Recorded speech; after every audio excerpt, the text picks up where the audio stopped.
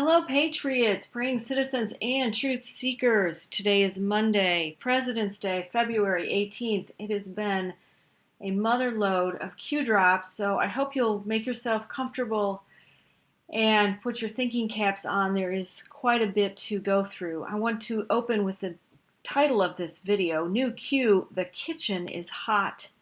And Q asks us, after giving us so much information, do we need a new word for treason? Because treason just doesn't cut the level of evil that's been committed by some of the highest members of the American leadership.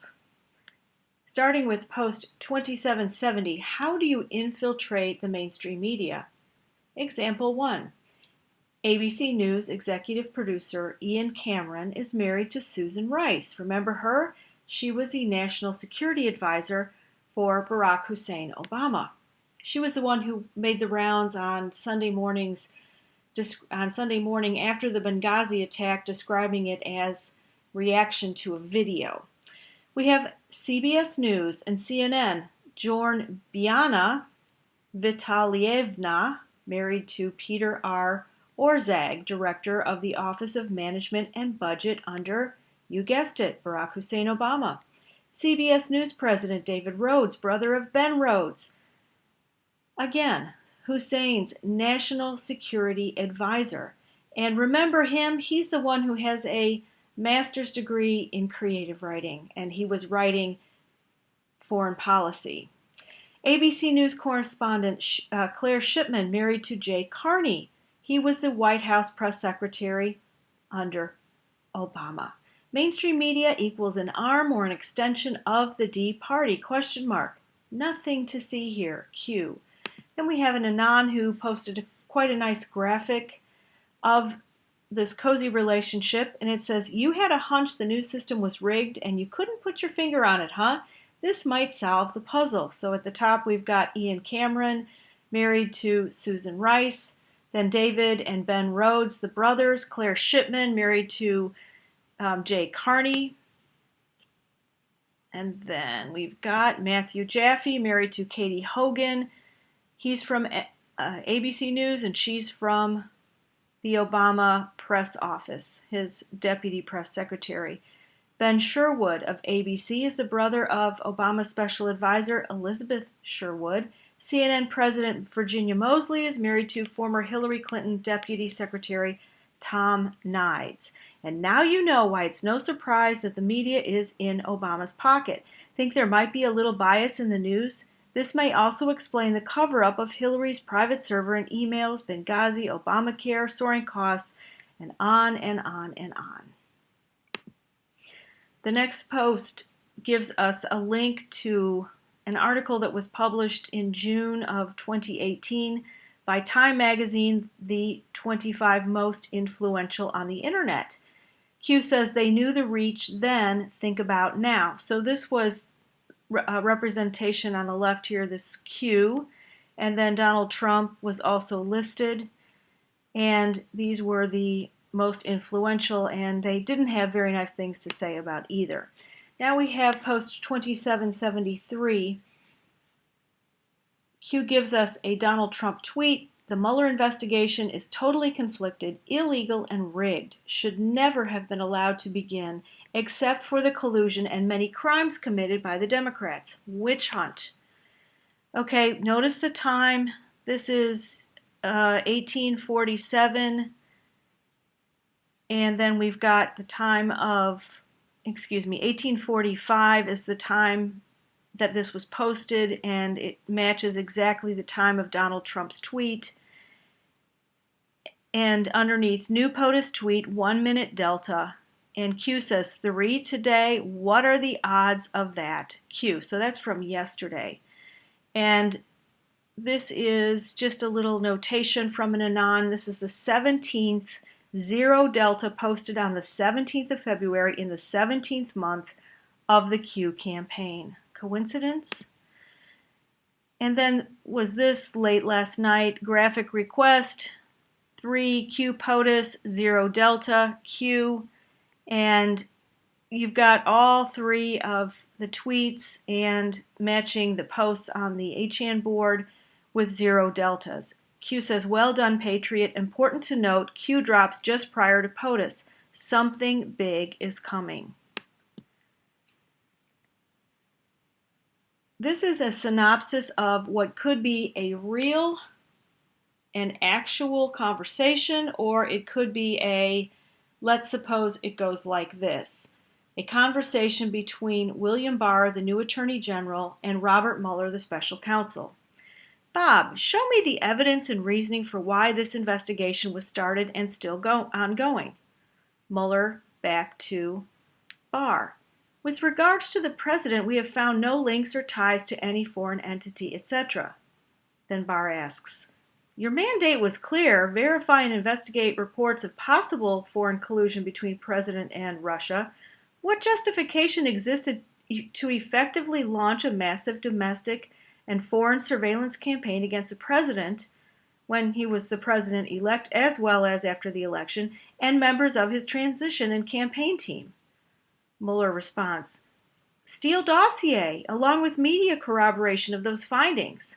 Barr responds back, was the Steele report a trusted and verified report per intel to continue, especially considering the funding party was the opposition party? Mueller responds, those facts were never taken into consideration. The FISA court granted authorization to conduct based on conclusions presented.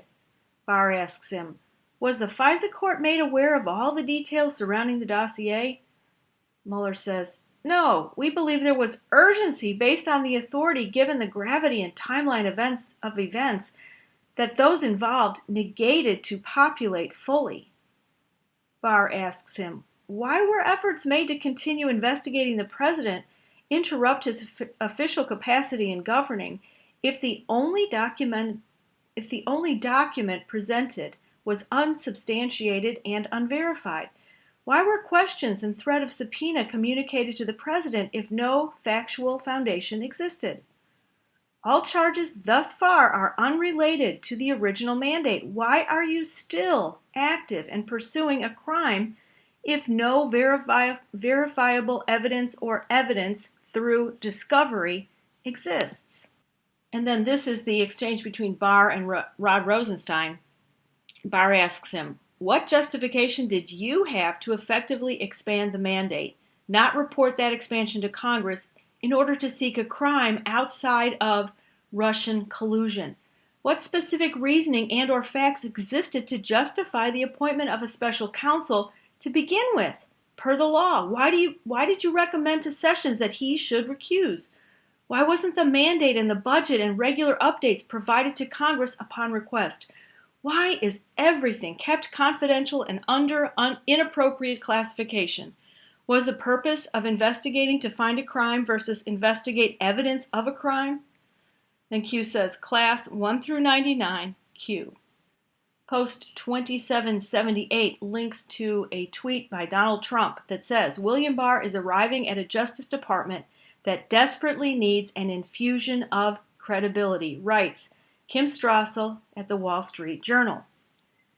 And the title is Opinion, Bill Barr's Hot Mess. Q asks, do you believe in coincidences? Kitchen is hot, Q. Next is this Q post of a compilation of articles, tweets, etc. about the Jussie Smollett story. It was basically used, the supposed lynching was basically used to help pass a piece of legislation promoted by Cory Booker, Kamala Harris, and Tim Scott, who's an African-American Republican from South Carolina. And the byline here, or the subhead says, by passing the Justice for Victims of Lynching Act this week, the Senate acknowledged its role in decades of racial terrorism. Article is written December 21st of 2018. So let's jump over here to Kamala Harris's tweet. Jussie Smollett is one of the kindest, most gentle human beings I know. I'm praying for his quick recovery. This was an attempted modern-day lynching. No one should have to fear for their life because of their sexuality or color of their skin. We must confront this hate. And then Jussie Smollett tweets, Who is more to blame, a devil who spreads obvious lies or a fool who chooses to believe those lies and pass them along? This was from March 22nd of 2016, so it's kind of funny because this little tweet is coming back to bite him in the rear end. And Donald Trump's tweet, so much fake news, never been more voluminous or more inaccurate, but through it all, our country is doing great. And then there's a little piece in pink down here in the bottom right. Follow this. Smollett is at Kamala's announcement party. Kamala has anti-lynching legislation that has stalled in Congress. She only has 3 bills that have become law and are all BS symbolic garbage. All of a sudden, her gay black friend has a lynching incident. Who knows when the last time something like this has actually happened, especially in Chicago. Kamala puts out a tweet saying this is a modern-day lynching and Congress needs to act. She doesn't mention her legislation, so it doesn't appear too obvious. Less than 1 hour later, Cory Booker tweets out about this modern-day lynching using that exact phrase and says Congress needs to act and provides a link to Ebony magazine. And here's Booker's tweet. The vicious attack on actor Jussie Smollett was an attempted modern-day lynching. I'm glad he's safe. To those in Congress who don't feel the urgency to pass our anti-lynching bill designating lynching as a federal hate crime, I urge you to pay attention. And then this little picture in the bottom with a link to Ebony magazine, Jussie Smollett hospitalized after homophobic and racially motivated attack. And then another one from Donald Trump. This is January 29th of 2019.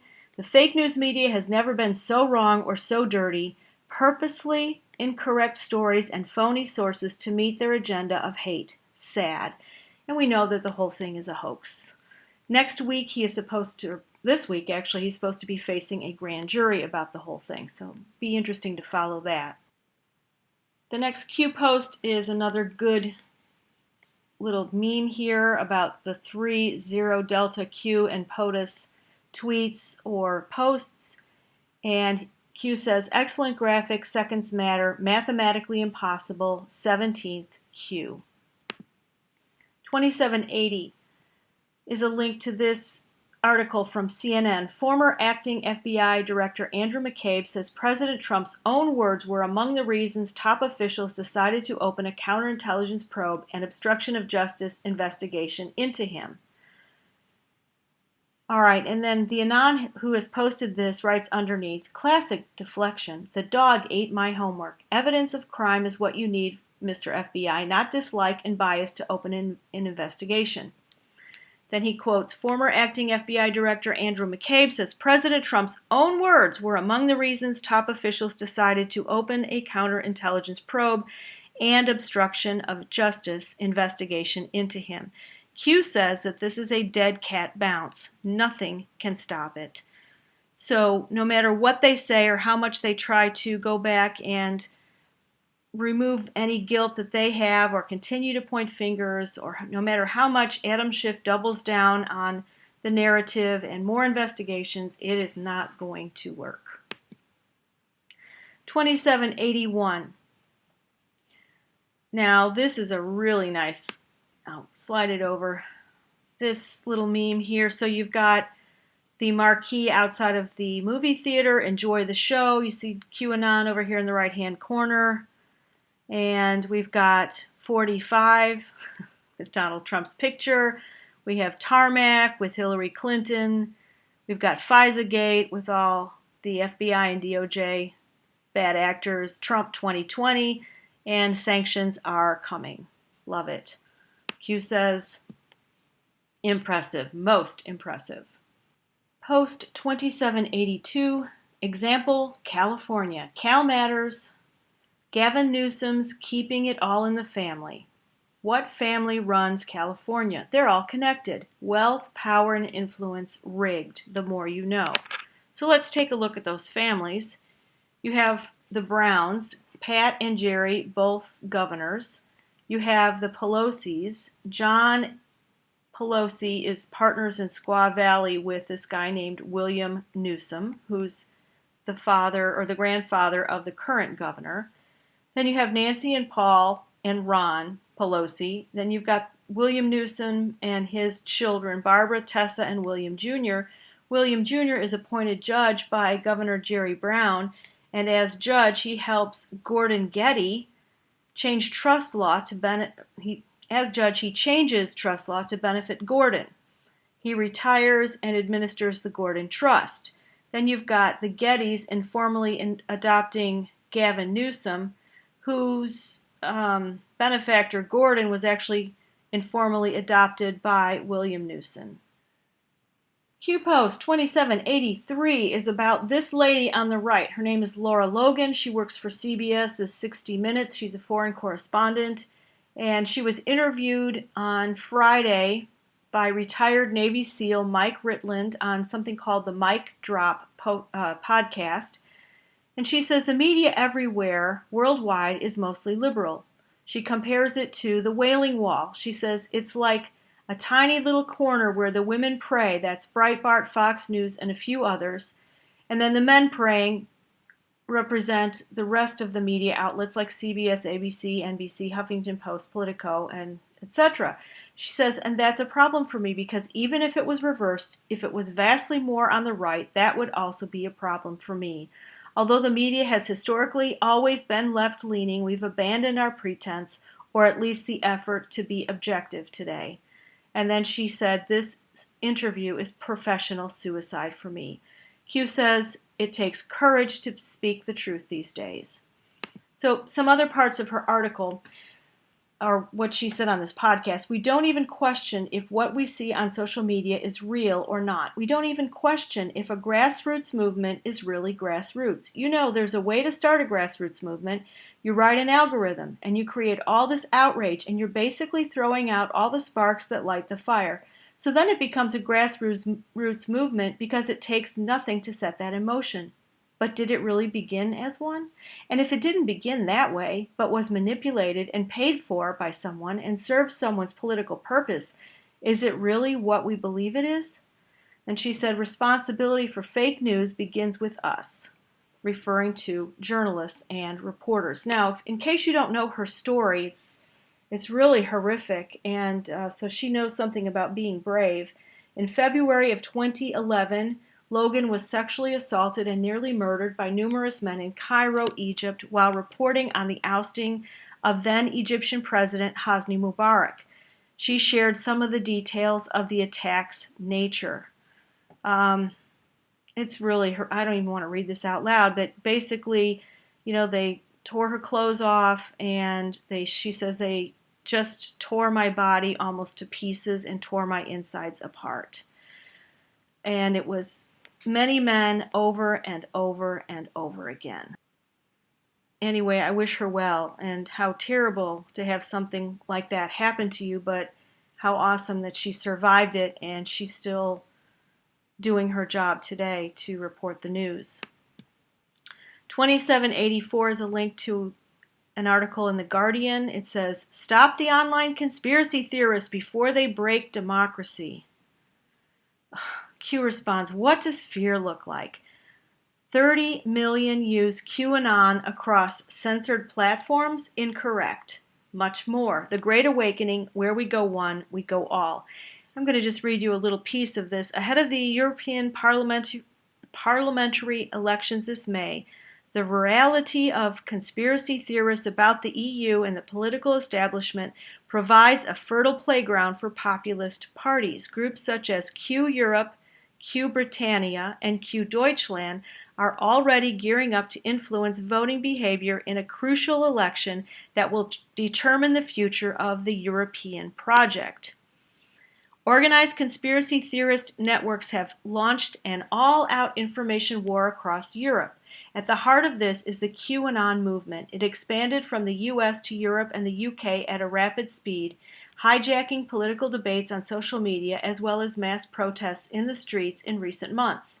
Our new analysis at the Institute for Strategic Dialogue shows that European conspiracy theorists run increasingly sophisticated campaigns around critical junctions in national, regional, and global politics. They even carried out social media operations to influence voters in German state elections, including the 2018 election in Bavaria.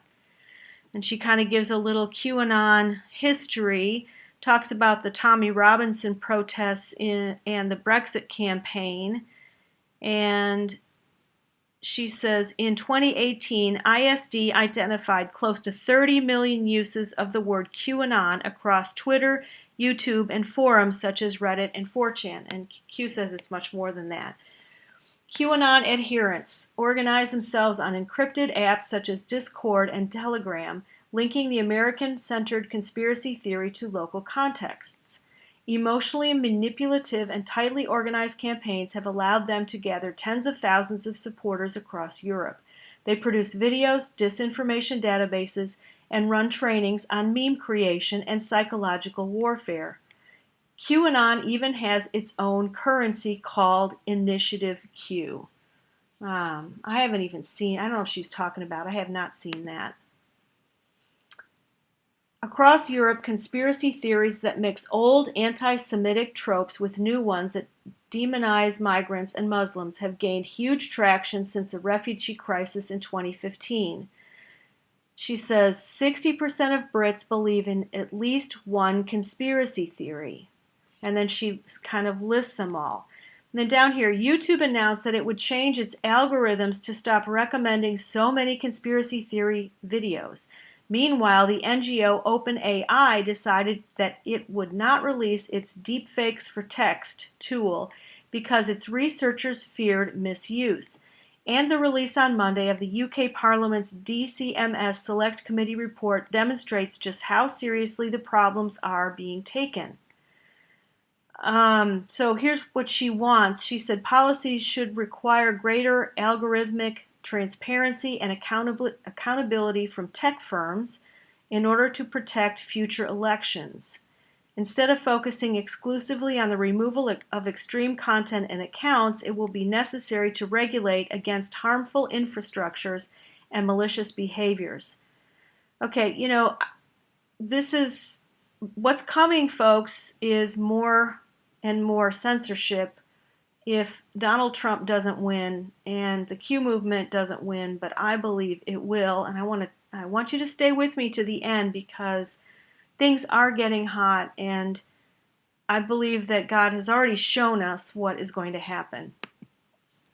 Now this is 2785, which is repost of the Breitbart article on Laura Logan, and then Q writes at the bottom, read between the lines regarding mainstream media left. Research for yourself. Trust yourself. No one news location will provide unbiased content. Wake up. Facts matter. You are the news now. Q. The next one is a link to Donald Trump's tweet that says this was an illegal coup attempt on the President of the United States. He's quoting Dan Bongino on Fox and Friends. And then he says, true. Q writes, the President of the United States, the Commander-in-Chief, agreed that an illegal coup was attempted against him. Stop and understand the gravity of acknowledgement. Do you believe nothing will happen? Do you believe no one will be prosecuted? POTUS making statements for no reason? How do you introduce the truth to those still asleep? D-class coming? Question mark.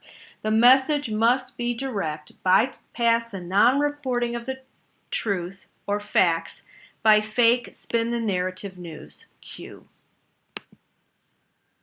Okay, 2787 is a posting of a James Woods tweet. He's an actor. He does a great job on Twitter. He says, if these actions were directed against a sitting Democrat president, this would be a Watergate level story in the national media by now.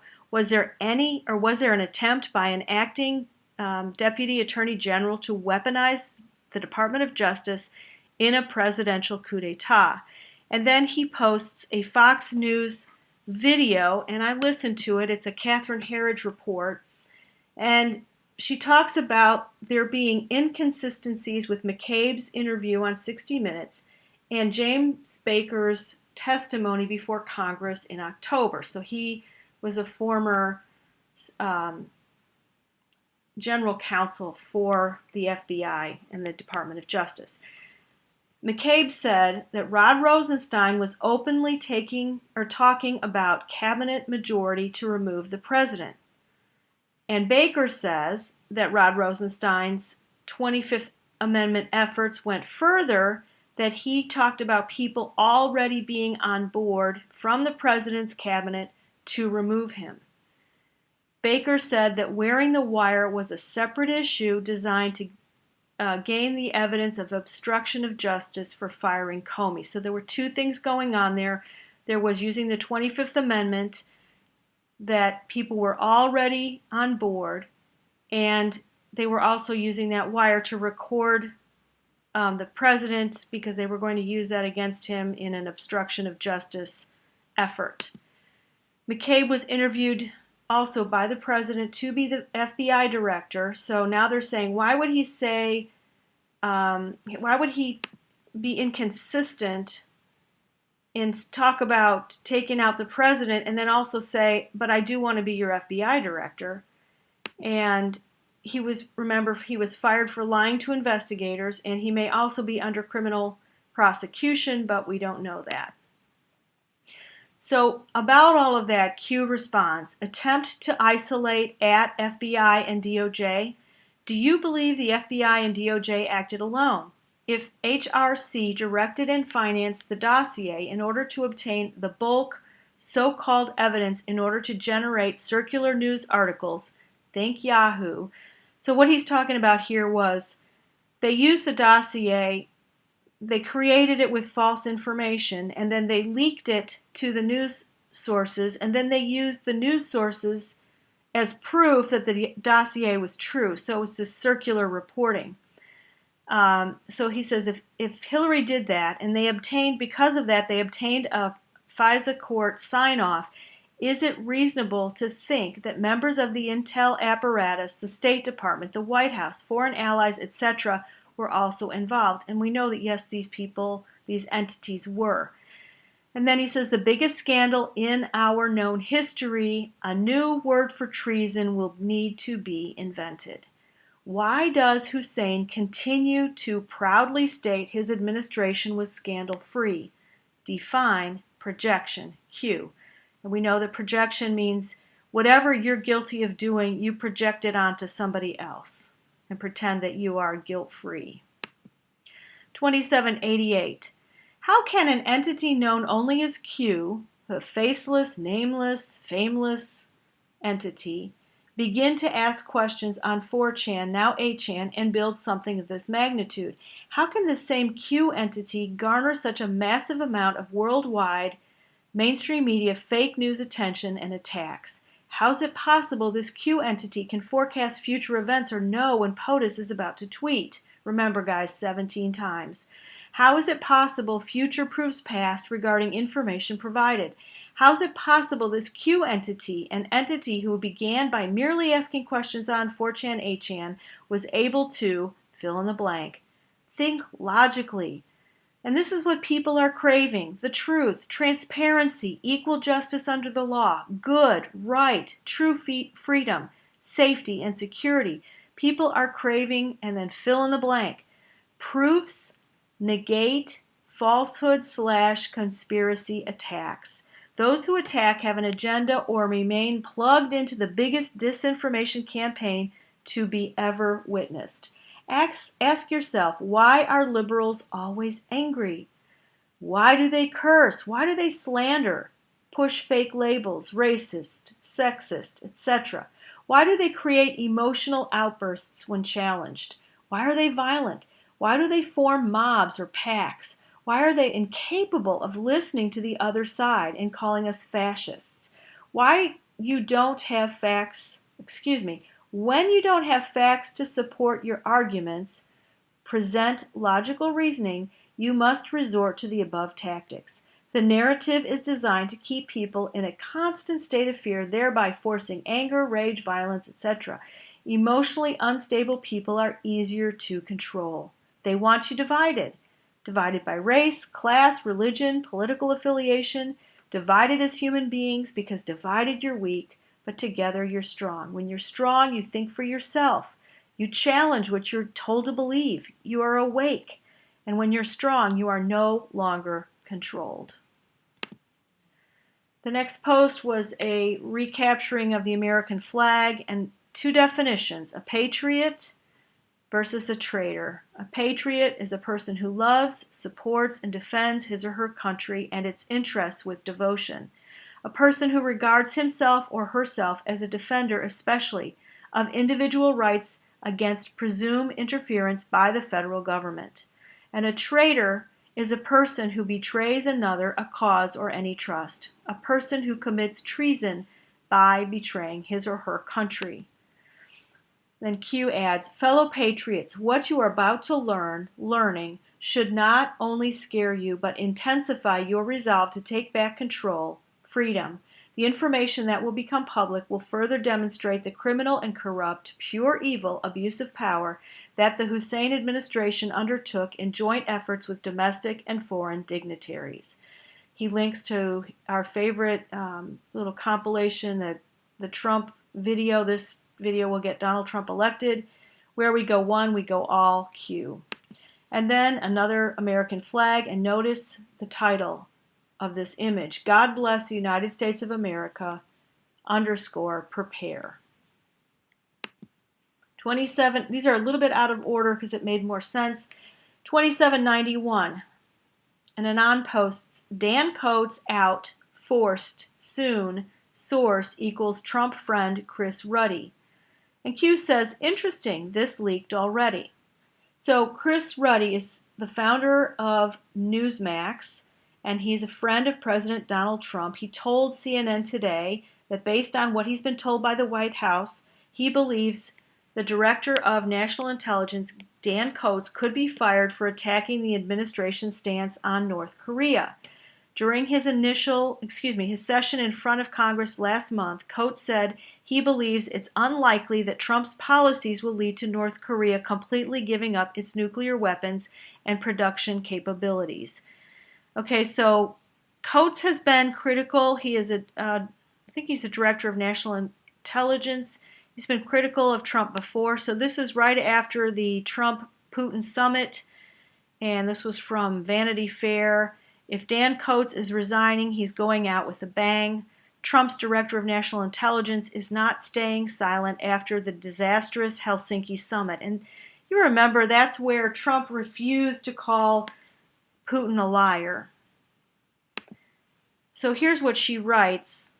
Director of National Intelligence Dan Coates was being interviewed on stage at the Aspen Security Forum Thursday. This was last July, when Donald Trump's press secretary, Sarah Huckabee Sanders, announced that Putin had been invited to the White House and discussions were underway for a second summit. Coates is being interviewed by NBC's Andrea Mitchell, and he says, "Say that again." And when she repeats it, he says, "Okay, that's going to be special." So then this article goes on to say, all of a sudden the conversation took on the contours of an exit interview. Coates, after all, had protested forcefully when Trump, during his press conference with Putin on Monday, publicly denigrated the United States intelligence community that Coates leads. And this is a quote: "We have been clear in our assessments of Russian meddling in the 2016 election and their ongoing pervasive efforts to undermine our democracy, and we will continue to provide unvarnished and objective intelligence in support of our national security." And this is Coates writing in a statement that was reportedly not cleared by the White House. So let's go back here, when Hugh says, interesting, this leaked already, I'm not sure if he's referring to what happened over the summer with the summit, or, this coming out sooner than what he thought, this fact that he was being forced out. 2792, a link to this Hill article. Elizabeth Warren, Pocahontas, says officials have a duty to invoke the 25th Amendment if they think Trump can't fulfill his presidency. Q responds, fear is real, something big is coming. So what she said was,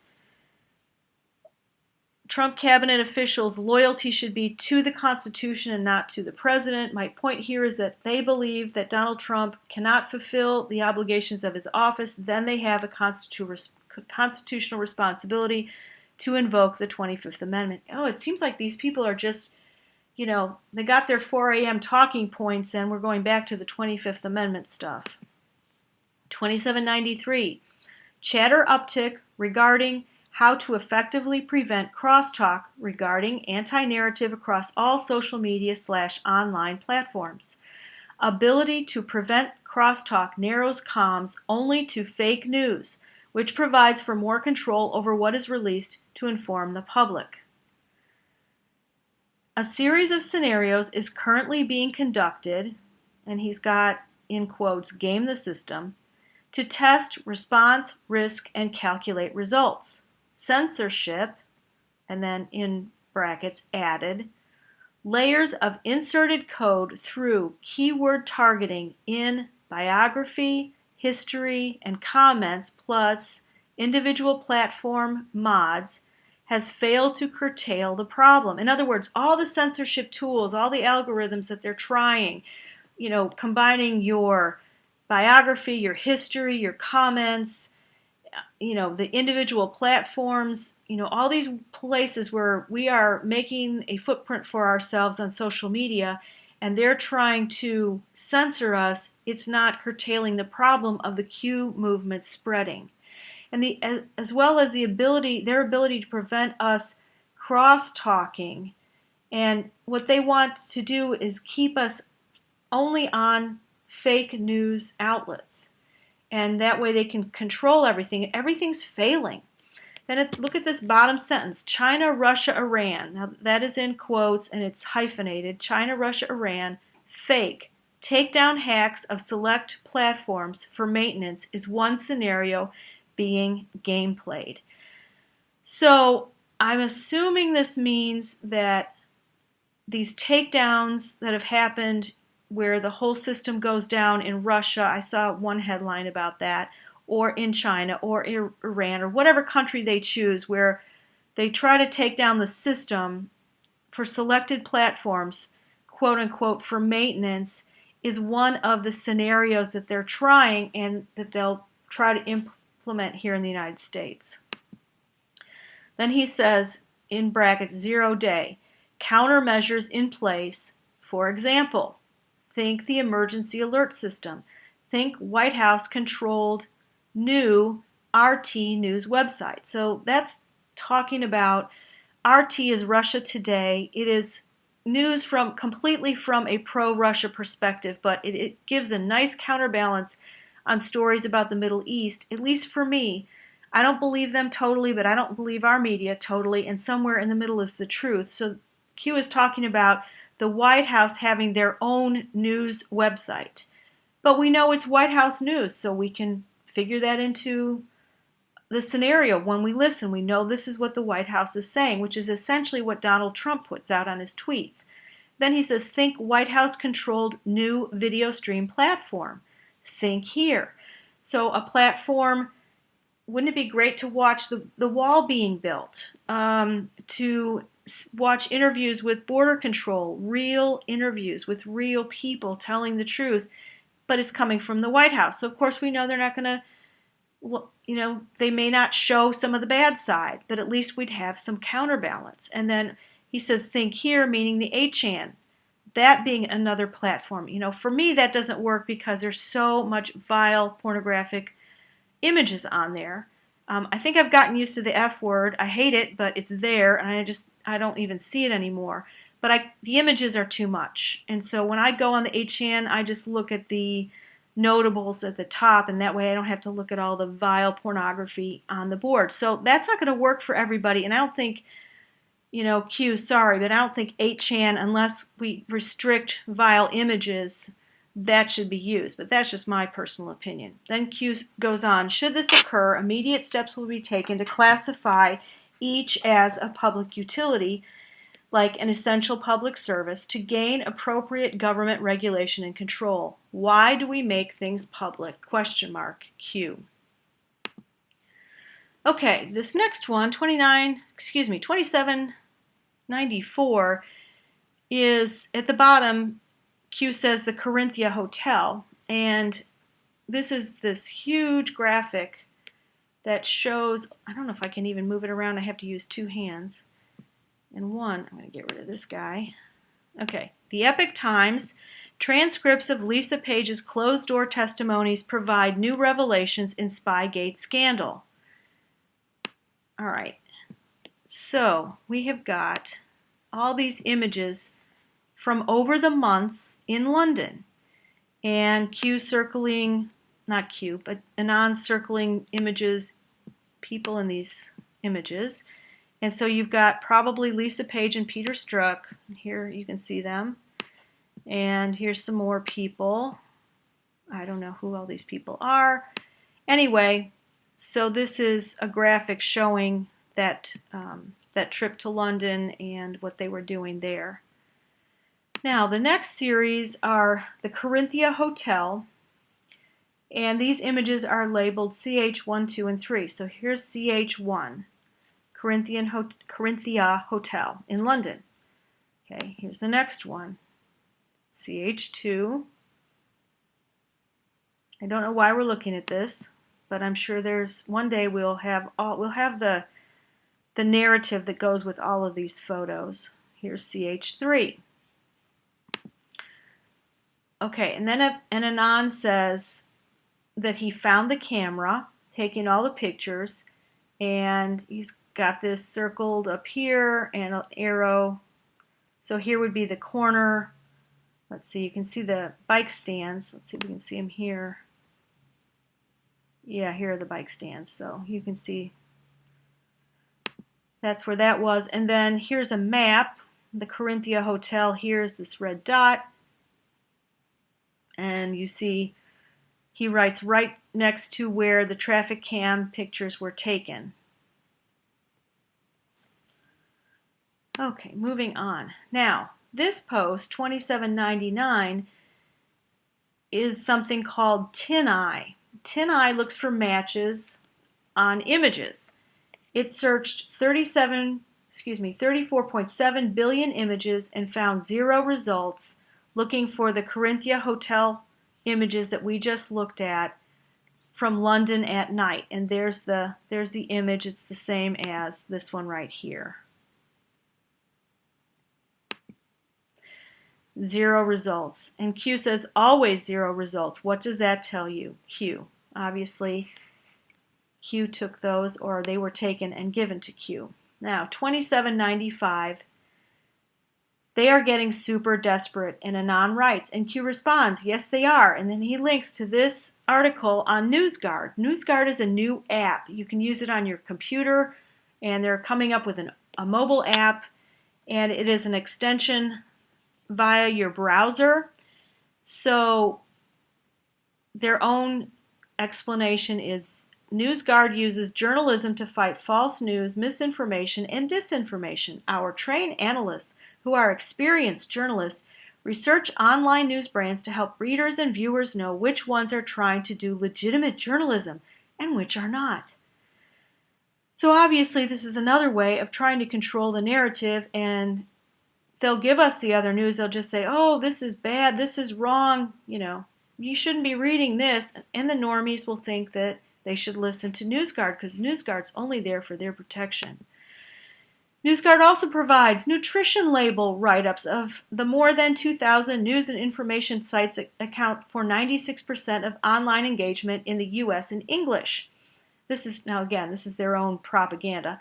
A SWAT team of NewsGuard analysts operates 24/7 to identify suddenly trending purveyors of unreliable news among sites that NewsGuard has not yet rated and warn internet users about them in real time. It's targeting, they want to get schools to use it and public libraries. And then after they get a hold of the U.S. market, they're going after markets worldwide. And I think there's one more. Nope, that was the last Q post, but let me go to this. This showed up in my Twitter feed as the latest and greatest, and it's actually an article that's 10 years old, so I'm guessing it is the anniversary of this article coming out. And those of you who are just waking up, like I am, I started waking up in 2015 to the bloodlines and the families and all that. So this was published in 2007. Lynn Cheney, who is Dick Cheney's wife, released a book. And in her book, she says that her husband and Barack Obama are eighth cousins. So here's the story. The Huguenot named Maureen Duval was given land in Maryland in the 1600s by a family called the Calverts. Well, this guy, Maureen Duval, has many descendants in the U.S. Barack Obama is his 9th grandson. Dick Cheney is his 8th grandson. Also related are Bessie Windsor, the Duchess. I don't know, I guess she was like the 6th grand, so she's probably passed away. Actor Robert Duvall, Warren Buffett, and Harry Truman. Harry Truman is Duval's 6th grandson. So, it's just these bloodlines. If you haven't researched bloodlines, it's a very interesting, especially in view of the Bible, it's an interesting area to start digging, but don't do it unless you're really ready for the truth. Okay, one other story I want to bring you. This is just a sign of the times, and it's so sad. France has changed in their educational system. They no longer call the parents mom and dad. They call them parent one and parent two. That gets rid of, if you got two mommies or two daddies, you just call them parent one and parent two. And it's heartbreaking that I'm sure that's on its way here too, because our society, as far as the way God designed families to be, is completely falling apart. All right, and on that happy note, just kidding, I want to go to Scripture, and I just want to remind you, yes, we are a mess. Our country is a mess. Our society is a mess. It's a mess everywhere. But the number of Christians has never been greater. There are more Bible-believing Christians now than there ever have been. And I've done reports on that, so I know it's true. I mean, some people are more committed than others, okay? But the number of Christians on the planet is greater than it's ever been. The number of people in this country that are praying, that are on their knees, that are begging God to do something is tremendous. I want to remind you of what happened in Sodom and Gomorrah when it grieved God's heart because of the wickedness and the sin that was going on there. And God's own representative went to him and begged and said, if there are 50 righteous, please God, would you spare the city? And God said yes for 50. And he said, well, if there's 50 minus 5, this is Abraham talking, will you spare the city? And God said, yes, I'll spare the city. Well, what about if there are 30 righteous people? Yes, I'll spare it for 30. Well, would you spare it for 20 righteous? Yes, I'll spare it for 20 righteous. Okay, Lord, what about if there are 10? And here's what Abraham said. Oh, let not the Lord be so angry, and I will speak yet, but this once, peradventure 10 shall be found there? And the Lord responded, I will not destroy it for 10's sake. So I just want to ask you, you think that God is going to punish this country and God's going to bring judgment and all that? And I know that's a very popular phrase you hear coming from pulpits and coming from leaders in Christianity. But I want to remind you of this story. And I want to remind you, he didn't say, I will not destroy them, I will not destroy it for 10's sake. Well, certainly there are millions of Christians in this nation on their knees begging for God to keep our nation and to restore it and to remove the evil. Doesn't he hear us? Do you believe he doesn't hear us? Of course he hears us. But we've got to just be patient. It is not his will that anybody perish. So he's giving our country time. He's giving the people in this nation time to wake up. And they've been asleep. And if you've taken a journey in your waking up, then have compassion on those who are still haven't gotten there yet. And especially the ones in your own family. So let's just remember this. Let's remember that God is not angry at us. He's angry at the wicked, and he's going to preserve his children. He loves us.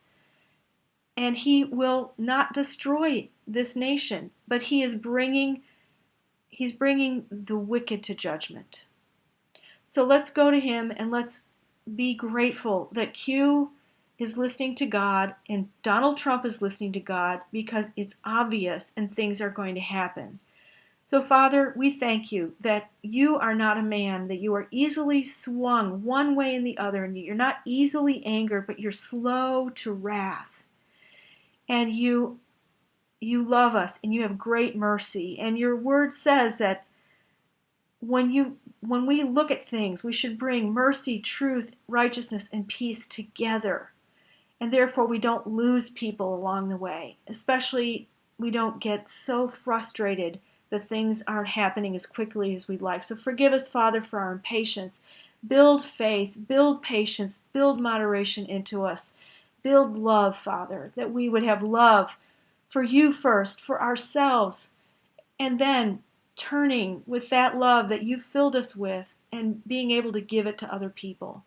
So, Father, I thank you for every person who listens, for the diligence of this audience to pray, for allowing us to be on the front lines to see the justice of God coming against the wicked and to restore our republic, Father. We thank you so much for what you're doing. We thank you for the years that we have left on this earth to make a difference, that we don't sit around going, oh, I just want to go home and be in heaven. No, we've got to occupy until Jesus comes. And if we get taken by your hand before Jesus comes, so much the better.